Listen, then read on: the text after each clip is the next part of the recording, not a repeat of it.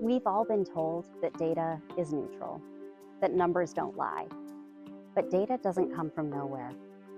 Every data set begins with choices: what to measure, who to count, and why we think those numbers matter.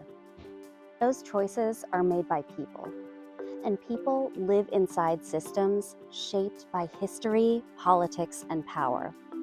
That means every number carries a story about the world that produced it. Take race, for example.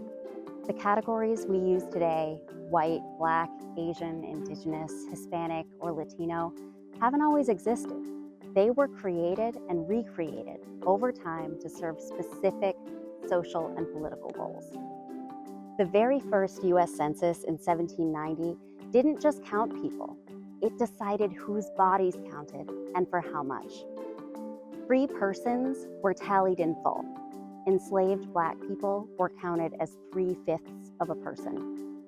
Indigenous people weren't counted at all. Those decisions didn't describe inequality, they built it.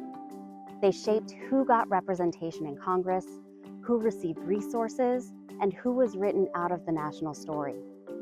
As decades passed, the categories kept changing.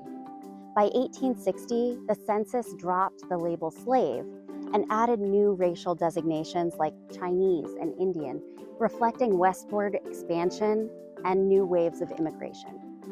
Each change redrew the boundaries of belonging in the United States.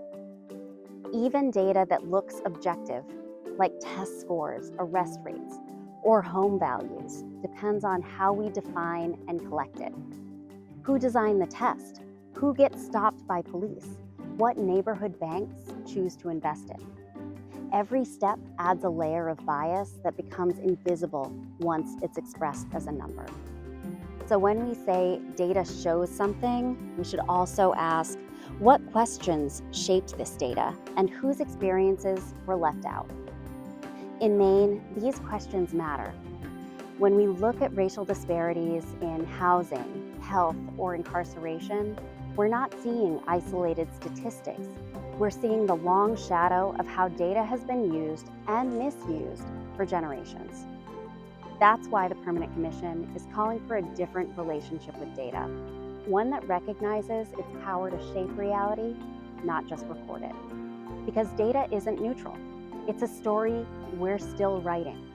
And if we want that story to move us toward justice, we have to start by asking, who's holding the pen?